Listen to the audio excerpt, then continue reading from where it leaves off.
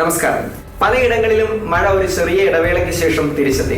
കേരളത്തിലെ പല പ്രദേശങ്ങളിലും മഴ സജീവമായി തുടങ്ങി. എപ്പോഴും പറയാറുള്ള എന്നാൽ ഒട്ടും പ്രാധാന്യം കുറഞ്ഞു പോകാത്ത ഒരു കാര്യമാണ് മഴ എത്തുമ്പോൾ കൂടെ അനേകം അപകടങ്ങൾക്ക് സാധ്യത ഉണ്ട് എന്നുള്ളത്.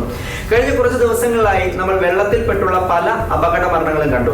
ഇത്തരത്തിൽ നടന്ന മരണങ്ങളെല്ലാം തന്നെ എടുത്തുചാട്ടവും നമ്മുടെ പരിചയക്കുറവും മൂലം തേടിയെത്തിയ മരണങ്ങളായിരുന്നു.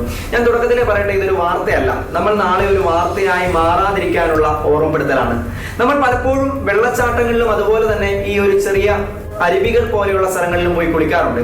അത് പലരും ഫാമിലി ആയിട്ടൊക്കെയാണ് പോകുന്നത്. ഞാൻ ഉൾപ്പെടെ പോകാറുള്ള കാര്യമാണ്. പക്ഷേ ഇവിടങ്ങളിലൊക്കെ നമുക്കറിയാത്ത, ഒരുപക്ഷെ അറിയാമെങ്കിലും നമ്മൾ വലിയ കാര്യമാക്കാത്ത അപകടങ്ങൾ പതിയിരിപ്പുണ്ട്.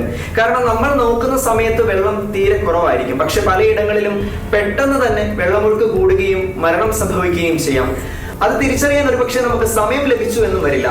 മുമ്പ് കോഴിക്കോട് ജോലി ചെയ്തിരുന്ന സമയത്ത് ഞാൻ കൂടെ വർക്ക് ചെയ്യുന്നവരുമായി ഒരു ചെറിയ വെള്ളച്ചാട്ടമുണ്ട്. അവിടെ കുളിക്കാൻ പോകുമായിരുന്നു.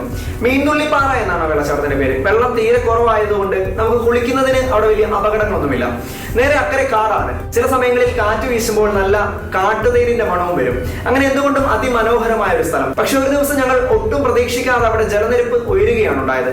നാട്ടുകാരായ ചിലർ പറഞ്ഞ മറ്റു ചില കാര്യങ്ങളാണ് ഞങ്ങളെ അത്ഭുതപ്പെടുത്തിയത്. അവിടെ പാറയിടുക്കിൽ ചെറിയ ചെറിയ ദ്വാരങ്ങൾ ഉണ്ടായിരിക്കും. വെള്ളം ശക്തിയായി ഒഴുകി വരുമ്പോൾ പെട്ടെന്ന് നമ്മൾ ചെന്ന് കയറുന്നത് ഒരുപക്ഷെ ഇതിനിടയിലേക്കാണെങ്കിൽ ഒരു കാരണവശാലും രക്ഷപ്പെടില്ല. ഇത് എല്ലായ്പ്പോഴും ഉള്ള പ്രശ്നങ്ങളല്ല. മഴക്കാലത്ത് അല്ലെങ്കിൽ പെട്ടെന്ന് മഴ മൂലം ഉണ്ടാകുന്ന പ്രശ്നങ്ങളാണ്. ദൂരെ മലയിൽ ചെറിയൊരു മഴ പെയ്താൽ മതി, വെള്ളത്തിന്റെ ഒഴുക്ക് ശക്തമായിരിക്കും. നിങ്ങൾ ഈ വീഡിയോ ഒന്ന് കണ്ടു നോക്കൂ.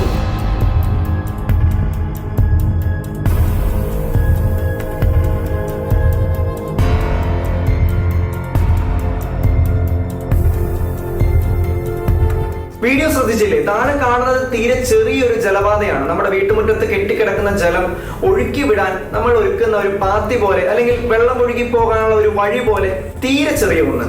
അതേസമയം മുകളിൽ വെള്ളം ശക്തിയായി ഒഴുകി അടുക്കുന്നു.